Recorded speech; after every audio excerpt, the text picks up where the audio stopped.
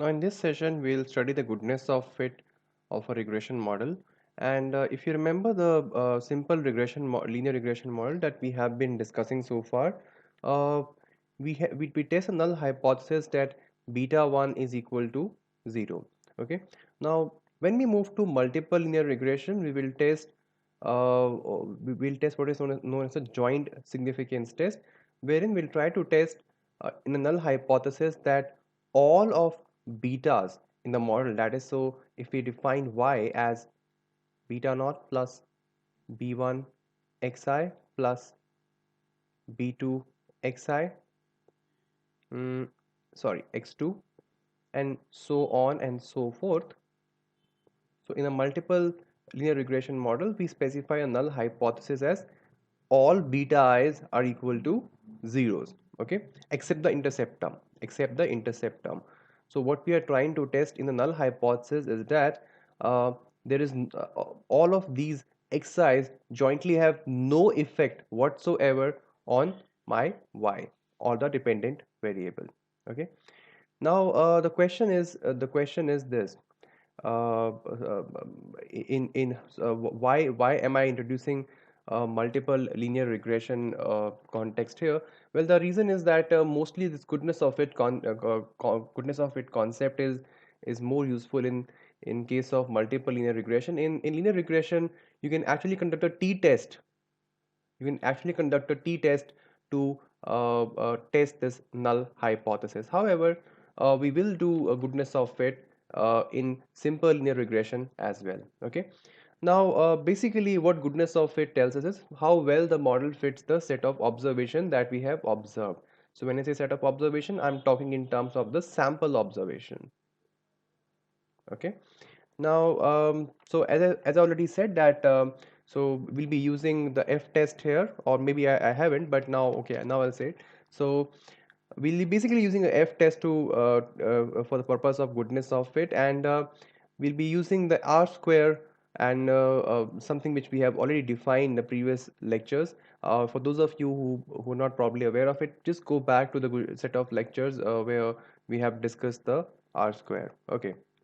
So just a quick review. Now, if you remember, R square, we defined it as explained sum of square over total sum of square, and ESS it was defined something like this: y hat minus y bar square over summation yi minus y bar whole square, where my yi hat is basically um, your this should be b1 plus b2 xi.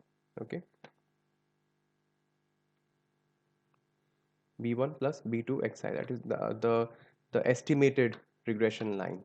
Okay, and y bar is naturally the mean of its mean. Okay, now the way we construct this f statistic is it looks something like this: explain sum of square divided by k minus 1 over residual sum of square divided by n minus k, and the null hypothesis in this case will be beta 2 equal to 0. Just one moment, just small correction here.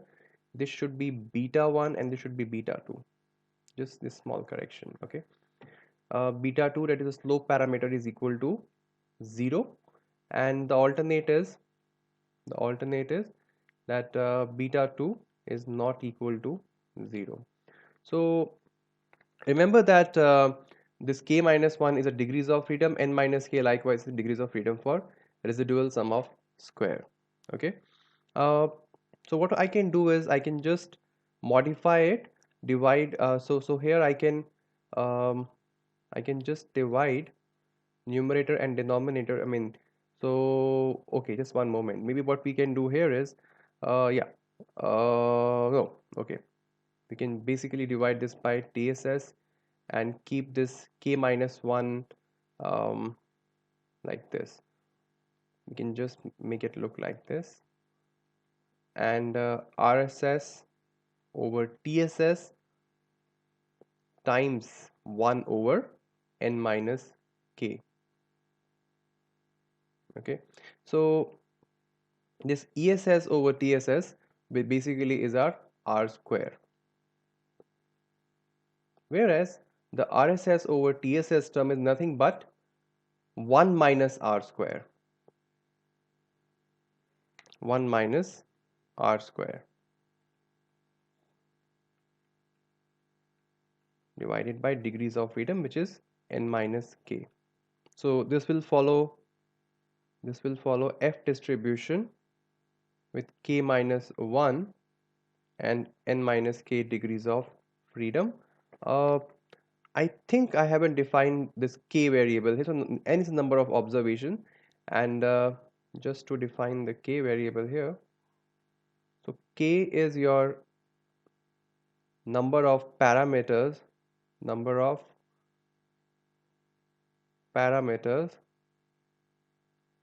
to be estimated,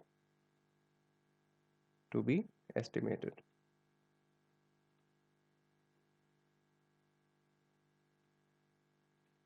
Okay.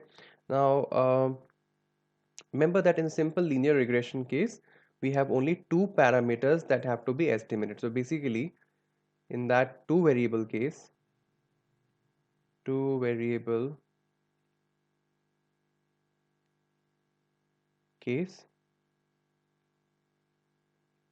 this becomes 2 minus 1 over 1 minus r square over n minus 2. So if my on the next page, we can go to next slide. So if my f statistic that I have calculated is greater than the critical one, then I reject my null hypothesis. Okay, so that's a decision rule, the standard decision rule that we have been following since lecture 1. And there is this very small result, and it only holds true for a two variable case. It's a very small result, but we'll discuss it. So this is only for a simple linear regression model, simple linear regression model. It says that your F statistic can be defined as ESS over RSS divided by n minus 2. Okay, which is basically the same thing which we had seen here. Okay, so further, the ESS, that is the explained sum of square, is written as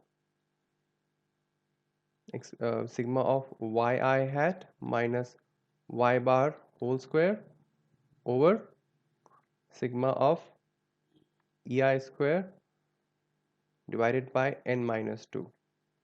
Okay, where your ei square is basically, your ei is basically um, yi minus b1 minus b2 xi, the error term basically from the estimated regression model. Okay, now further we can just open the brackets and see what really comes here. So if you remember, your y hat is nothing but your b1 plus b2 xi minus b1 minus b2 x bar. Okay, that's a square sign. So b1 gets cancelled over this term here becomes your s square u. And if you remember, s square u su square is nothing but an unbiased estimator of sigma u square, which is the population variance. Okay, so let us further write this. So if we just open the brackets, this becomes b2 square sigma xi minus x bar whole square over sigma u square. Okay. Now this can further be written as b2 square over sigma u square over sigma of xi minus x bar whole square, and this becomes b2 square over standard error of b2. Remember that. Okay, it's something which we have also derived in this lecture series. Further, this can be written as b2 divided by standard error of b2 whole square, which is nothing but your t square, your test statistic only. So basically, ultimately, what we are coming down to is that your this f statistic is nothing but a square of the t statistic, but only for a simple linear regression model. That is your where y is a um, y is basically b naught plus b1 xi. So it's only one independent variable. Only for this model, this result will hold true.